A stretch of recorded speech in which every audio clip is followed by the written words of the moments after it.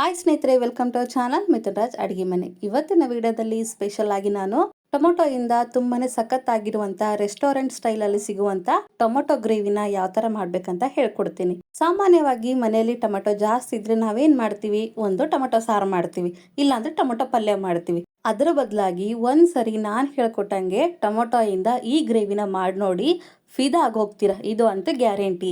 ಈ ಗ್ರೇವಿ ಚಪಾತಿ, ರೊಟ್ಟಿ, ಅನ್ನ ಮತ್ತು ಬಿರಿಯಾನಿ ಎಲ್ಲದಕ್ಕೂ ಸೂಪರ್ ಆಗಿರುತ್ತೆ. ಮೊದಲನೇದಾಗಿ ನಾನು ಒಂದು 5 ಟೊಮೊಟೊ ತಗೊಂಡಿದ್ದೀನಿ. ಆದಷ್ಟು ಎಲ್ಲಾ ಟೊಮೊಟೊನು ಕೆಂಪಗಾಗಿರುವಂತ ಟೊಮೊಟೊನೇ ತಗೊಳ್ಳಿ, ಅವಾಗ ರುಚಿ ಚೆನ್ನಾಗಿರುತ್ತೆ. ಟೊಮೊಟೊನ ನೀಟಾಗಿ ತೊಳೆದ್ಬಿಟ್ಟು ಮಧ್ಯದಲ್ಲಿರುವಂತ ಈ ರೀತಿ ತುಂಬನ್ನ ಚಾಕುವಿಂದ ತೆಗಿತಾ ಇದ್ದೀನಿ. ಈ ರೀತಿ ತೆಗೆದ್ಬಿಟ್ಟು 4 ಭಾಗಗಳಾಗಿ ಕಟ್ ಮಾಡ್ಕೋಬೇಕು. ಎಣ್ಣೆ ಬದನೆಕಾಯಿಗೆ ಬದನೆಕಾಯಿ ಯಾವ ತರ ಕಟ್ ಮಾಡ್ಕೊಂತೀವಿ ನೋಡಿ, ಸೇಮ್ ಅದೇ ತರನೇ ಕಟ್ ಮಾಡ್ಕೋಬೇಕು. ಅಂಡ್ ಮಧ್ಯದಲ್ಲಿ ಹುಳ ಏನಾದ್ರೂ ಇದಾವ ಅಂತ ಚೆಕ್ ಮಾಡ್ಕೊಂಡು 4 ಪೀಸ್ಗಳಾಗಿ ಕಟ್ ಮಾಡ್ಕೊಂಡು ಎಲ್ಲಾ ಟೊಮೊಟೊನ ರೆಡಿ ಮಾಡ್ಕೊಂಡು ಇಟ್ಕೊಂಡಿದ್ದೀನಿ. ಇದು ಸೈಡ್ಗೆ ಇರ್ಲಿ. ನಂತರ ಹುಣಸೆ ಹಣ್ಣು ನೆನೆ ಹಾಕ್ತಿದ್ದೀನಿ. ನಾನು ಬಿಸಿನೀರಲ್ಲಿ ನೆನೆ ಹಾಕ್ತಿದ್ದೀನಿ, ಬೇಗ ನೆನಿಲಿ ಅಂತ. ನಿಂಬೆ ಹಣ್ಣಿನ ಗಾತ್ರದಷ್ಟು ಹುಣಸೆ ಹಣ್ಣು ತಗೊಂಡ್ರೆ ಸಾಕು. ಹುಣಸೆ ಹಣ್ಣು ನೆನಿಲಿ. 2 ಇಂಚಷ್ಟು ಒಣ ಕೊಬ್ಬರಿನ ಈ ರೀತಿ ಗ್ಯಾಸ್ ಮೇಲೆ ಸುಡ್ತಾ ಇದ್ದೀನಿ. ಈ ರೀತಿ ಮಾಡೋದ್ರಿಂದ ಈ ಗ್ರೇವಿಗೆ ಒಳ್ಳೆ ಸ್ಮೋಕಿ ಫ್ಲೇವರ್ ಬರುತ್ತೆ. ಇದನ್ನ ಸ್ಕಿಪ್ ಮಾಡಬೇಡಿ.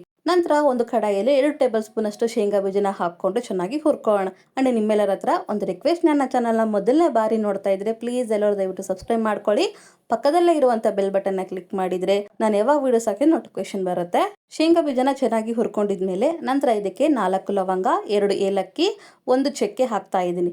ನಂತರ ಇದಕ್ಕೆ ಒಂದು ಅರ್ಧ ಟೀ ಸ್ಪೂನ್ ಅಷ್ಟು ಜೀರಿಗೆ ಹಾಕೊಂಡು ಒಣ ಕೊಬ್ಬರಿನ ಏನು ಸುಟ್ಟಿರ್ತೀವಲ್ಲ ಆ ಕೊಬ್ಬರಿನ ಸಣ್ಣದಾಗಿ ಕಟ್ ಮಾಡ್ಕೊಂಡು ಹಾಕಿದ್ದೀನಿ.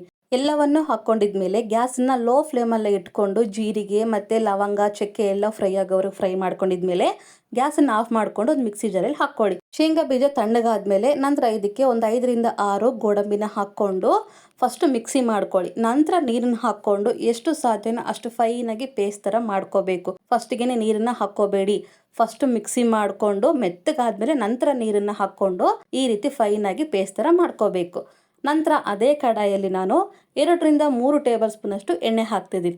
ನಂತರ 2 ಬಿರಿಯಾನಿ ಎಲೆ, ಅರ್ಧ ಟೀ ಸ್ಪೂನ್ ಅಷ್ಟು ಜೀರಿಗೆ ಹಾಕೊಂಡು 2 ಹಸಿಮೆಣಸಿನಕಾಯಿನ ಈ ರೀತಿ ಉದ್ದ ಕಟ್ ಮಾಡ್ಕೊಂಡು ಹಾಕಿದ್ದೀನಿ. ನಂತರ ಒಂದು ಮೀಡಿಯಂ ಆಗಿರುವಂತ ಈರುಳ್ಳಿನ ಸಣ್ಣದಾಗಿ ಕಟ್ ಮಾಡ್ಕೊಂಡು ಹಾಕೊಳ್ಳಿ.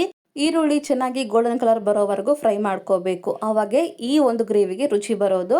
ಈರುಳ್ಳಿನ ಈ ರೀತಿ ಗೋಲ್ಡನ್ ಕಲರ್ ಬರೋವರೆಗೂ ಫ್ರೈ ಮಾಡ್ಕೊಂಡಿದ್ಮೇಲೆ ನಂತರ ಇದಕ್ಕೆ ಫ್ರೆಶ್ ಆಗಿರುವಂತ 1 ಟೀ ಸ್ಪೂನ್ ಅಷ್ಟು ಶುಂಠಿ ಬೆಳ್ಳುಳ್ಳಿ ಪೇಸ್ಟ್ ಹಾಕ್ತಿದ್ದೀನಿ. ನಂತರ ಚಿಟಿಕೆಯಷ್ಟು ಅರಿಶಿನ ಪುಡಿ ಹಾಕೊಂಡು ರುಚಿಗೆ ತಕ್ಕಷ್ಟು ಉಪ್ಪನ್ನ ಹಾಕೊಂಡು ನೀಟಾಗಿ ಮಿಕ್ಸ್ ಮಾಡ್ಕೊಳ್ಳೋಣ. ಶುಂಠಿ ಬೆಳ್ಳುಳ್ಳಿ ಪೇಸ್ಟ್ನಲ್ಲಿರುವಂಥ ಹಸಿ ವಾಸನೆ ಹೋಗೋವರೆಗೂ ಫ್ರೈ ಮಾಡ್ಕೋಬೇಕು, ನೆನ್ಪಿಟ್ಕೊಳ್ಳಿ. ಹಸಿಯಾಗಿದ್ದರೆ ಚೆನ್ನಾಗಿರೋದಿಲ್ಲ ಗ್ರೇವಿ. ಶುಂಠಿ ಬೆಳ್ಳುಳ್ಳಿ ಪೇಸ್ಟ್ನಲ್ಲಿರುವಂಥ ಹಸಿ ವಾಸನೆ ಹೋಗಿದ್ಮೇಲೆ ಗ್ಯಾಸನ್ನು ಲೋ ಫ್ಲೇಮಲ್ಲೇ ಇಟ್ಕೊಂಡು ಎಲ್ಲ ಟೊಮೊಟೊನ ಹಾಕೊಂಡಿದ್ಮೇಲೆ ನಿಧಾನವಾಗಿ ಮಿಕ್ಸ್ ಮಾಡ್ಕೊಳ್ಳಿ, ಇಲ್ಲಾಂದರೆ ಪೀಸ್ ಆಗ್ಬಿಡುತ್ತೆ. ಎಲ್ಲವನ್ನು ನೀಟಾಗಿ ಮಿಕ್ಸ್ ಮಾಡ್ಕೊಂಡಿದ್ಮೇಲೆ ಗ್ಯಾಸನ್ನು ಲೋ ಫ್ಲೇಮಲ್ಲೇ ಇಟ್ಕೊಂಡು ಮುಚ್ಚಳನ ಮುಚ್ಚಿ 1-2 ನಿಮಿಷ ಬೇಯಿಸ್ಕೋಬೇಕು. ಟೊಮೊಟೊ ಸ್ವಲ್ಪ ಮೆತ್ತಗಾಗುತ್ತೆ. ಈ ರೀತಿ ಎಲ್ಲನೂ ಬೇಯಿಸ್ಕೊಂಡಿದ್ಮೇಲೆ ಇನ್ನೊಂದ್ಸರಿ ನೀಟಾಗಿ ಮಿಕ್ಸ್ ಮಾಡ್ಕೊಳ್ಳಿ, ನಿಧಾನವಾಗಿ ಮಿಕ್ಸ್ ಮಾಡ್ಕೊಳ್ಳಿ. ಇವಾಗ ಮಿಕ್ಸಿ ಮಾಡಿರುವಂಥ ಪೇಸ್ಟನ್ನು ಹಾಕ್ತಾ ಇದ್ದೀನಿ.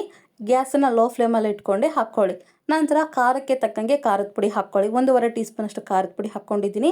ಒಂದು ಅರ್ಧ ಟೀ ಸ್ಪೂನ್ ಅಷ್ಟು ಧನಿಯಾ ಪುಡಿನ ಹಾಕ್ಕೊಂಡು ನಿಧಾನವಾಗಿ ಮಿಕ್ಸ್ ಮಾಡ್ಕೊಳ್ಳೋಣ. ಗ್ಯಾಸ್ ಲೋ ಫ್ಲೇಮಲ್ಲೇ ಇರಲಿ. ನಾನು ಮತ್ತೆ ಹೇಳ್ತಿದ್ದೀನಿ, ನಿಧಾನವಾಗಿ ಮಿಕ್ಸ್ ಮಾಡ್ಕೊಳ್ಳಿ. ಎಲ್ಲವನ್ನು ನೀಟಾಗಿ ಮಿಕ್ಸ್ ಮಾಡ್ಕೊಂಡಿದ್ಮೇಲೆ ಮತ್ತೆ ಮುಚ್ಚಳನ ಮುಚ್ಚಿ 1-2 ನಿಮಿಷ ಲೋ ಫ್ಲೇಮಲ್ಲೇ ಬೇಯಿಸ್ಕೊಂಡ್ರೆ ಈ ರೀತಿ ಸೈಡಲ್ಲೆಲ್ಲ ಎಣ್ಣೆ ಬಿಟ್ಕೊಳ್ಳುತ್ತೆ. ಇಂಥ ಟೈಮಲ್ಲಿ ಇನ್ನೊಂದ್ಸರಿ ನೀಟಾಗಿ ಮಿಕ್ಸ್ ಮಾಡ್ಕೊಂಡು ನೀರು ಹಾಕೋಣ. ಕನ್ಸಿಸ್ಟೆನ್ಸಿಗೆ ಎಷ್ಟು ಬೇಕೋ ಅಷ್ಟು ನೀರನ್ನ ಹಾಕೋಣ.